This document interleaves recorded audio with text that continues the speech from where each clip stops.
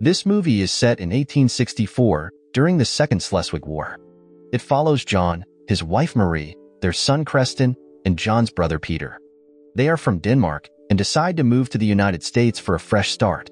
Their plan is simple: take a stagecoach to their new home. However, Peter chooses to stay in Denmark.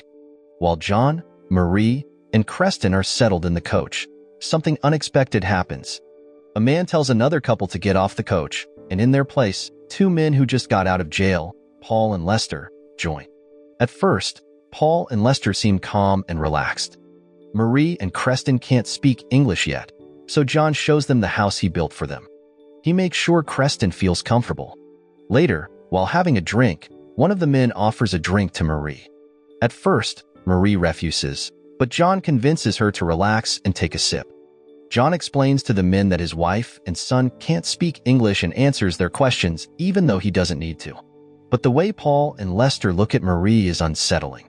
John asks Paul to stop, which makes Paul feel threatened. Suddenly, Lester pulls out a gun and points it at John. Meanwhile, Paul pulls Marie onto his lap, mocking John and saying he can't do anything about it. John sees an opportunity and quickly grabs Lester's gun, while pulling out his own. He tells Creston to take Lester's gun, but Lester grabs Creston and threatens him with a knife. Paul then pulls out two guns, making the situation tense. Paul gives John 5 seconds to get off the coach, or they will hurt Creston and Marie. With no choice, John drops his gun, and Paul pushes him off the coach. But John doesn't give up. He starts running after the coach, even though he can't catch up. John runs through the night until he finds a small shack. Inside, he sees Creston's lifeless body. Heartbroken, John picks up his son and continues walking. Then, he sees the coach driver and the guard dead in front of the coach. He gently lays Creston down and finds a gun nearby. He carefully approaches the coach, sees one of the men inside, and skillfully shoots Lester between the eyes. Paul tries to run away, crying and begging for his life, saying Marie is still alive. John didn't say anything. He shot Paul until he used up all his bullets. Then, he carried his wife and son back home. Peter heard what happened and came quickly. He found his nephew and sister-in-law dead. He stood by John, trying to comfort him as he cried. Paul was the brother of Henry de Leroux, a feared gang leader and landowner. When Henry heard the news, he and his men rode into the small town of Black Creek. Mayor Keene told Henry that no one in the town was involved in the deaths of his men or brother. Henry ignored him and went inside to see the bodies. He demanded to know if they had caught the killer. Sheriff Malik, scared, told Henry that no one from their town did it, and they didn't know who did. Henry gave them 2 hours to bring him the killer alive. If they didn't, he threatened to kill 2 townspeople. If they still didn't comply, Henry said he would kill 4 people himself. The next day around noon, Mayor Keene chose 2 townspeople. One was an old woman who accepted her fate, and the other was a man with no legs who begged for his life. Henry shot the man who was begging without hesitation. Then, he walked over to the old woman, who cursed him before he shot her in the face. Henry took a short break, but he still wasn't satisfied. He shot another man in the face, saying that just one old woman and a man with no legs weren't enough for his revenge. The town of Black Creek had been paying Henry $80 for protection, but now he wanted $160 by the end of the month, leaving the mayor worried about how to find the extra money. Henry buried Paul, and Paul's widow, Madeleine, who couldn't speak, attended the funeral. He promised her revenge, but she just wanted peace and told him to be quiet. After burying his family, John and Peter took their belongings to town to sell so they could leave. Peter went to the shop run by the old woman and met her grandson, Wojciech, who told him about her death. Peter wanted to sell some animal skins, and when Wojciech learned they were hunters, he thought their skills could help protect the town from Henry's men. Peter advised the boy not to pick fights he couldn't win, but Wojciech called him a coward. John went to Mayor Keene to sell his land. He learned he could only get $140 for it, which was half of what he had paid 6 years ago. Mayor Keene explained that because of Henry's fees, he couldn't offer more than $150. He mentioned that if they found the person who killed Henry's brother, things might get better. John was confused until he realized that Paul was Henry's brother, making him aware of the danger. John accepted the $150, and Mayor Keene warned him to hide the money in his boots to avoid being robbed. As John was leaving, he saw he was surrounded by armed men. It was the townsfolk led by Sheriff Malik, who suddenly shot John off his horse. Meanwhile, Henry and Madeleine met with the Standard Atlantic Oil Company. It was revealed that with Mayor Keene's help, Henry had been buying land in Black Creek and the surrounding area, which was rich in crude oil. Henry found out that the oil company had intercepted a message from the sheriff asking for help dealing with Henry. He reminded the company that he wasn't dealing with Native Americans and demanded their methods match the company's image. John was put in jail, and later, Peter was brought in, beaten, and thrown into a cell. When they were alone, John pleaded with Sheriff Malik to let Peter go, as he was innocent. However, Malik wanted Peter to pay for injuring his deputy while being captured. He had also informed Henry about John's capture, hoping it might save their town. Malik acknowledged that Henry used to be a good man but had become cruel after harming Native American tribes. He apologized to John for his loss and believed that if John had shown compassion to Henry's brother, it might have saved them trouble. Malik hoped that John's death would buy them time until help came from the federal government, unaware that his message had been intercepted. The next day, the townspeople dragged John out of jail. They beat him up and threw him over a horse, then rode away with him while no one dared to intervene. They took John to their base and tied him to a post. Henry and Madeleine came out to see him, introducing him to Madeleine as the man who killed her husband. John made it clear that Paul had killed his little boy and hurt his wife. Henry didn't care and wanted to see what John was made of, knowing he used to be a soldier. He left John tied up in the sun. Soon, Mayor Keene arrived at the base. Before meeting with Henry, he coldly took John's boots off, telling him he wouldn't need the money where he was going. Back in Black Creek, Peter overheard Sheriff Malik saying he'd be held back at Mass. It was the same guard Peter had taunted before, so he started making fun of him, saying no woman would want him with that face.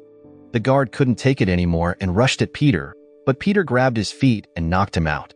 Meanwhile, Henry was troubling Madeleine, and she wasn't happy about it because she didn't agree to it.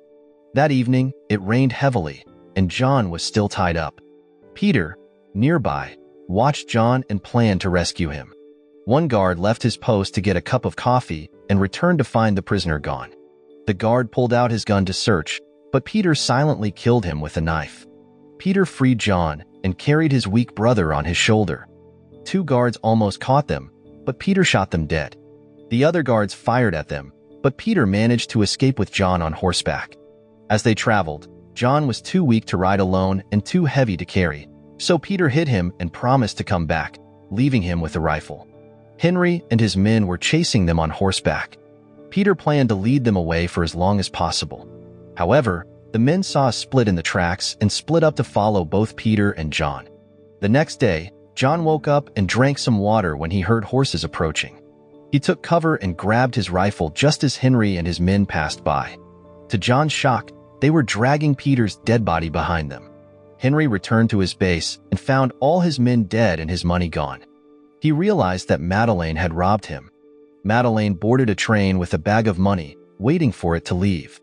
The train started moving, and she felt relieved until she saw Henry's gang chasing the train, which stopped soon after.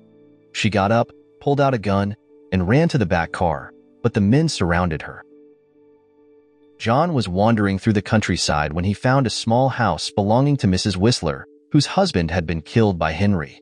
Mrs. Whistler saw John and grabbed her gun but realized he only wanted water.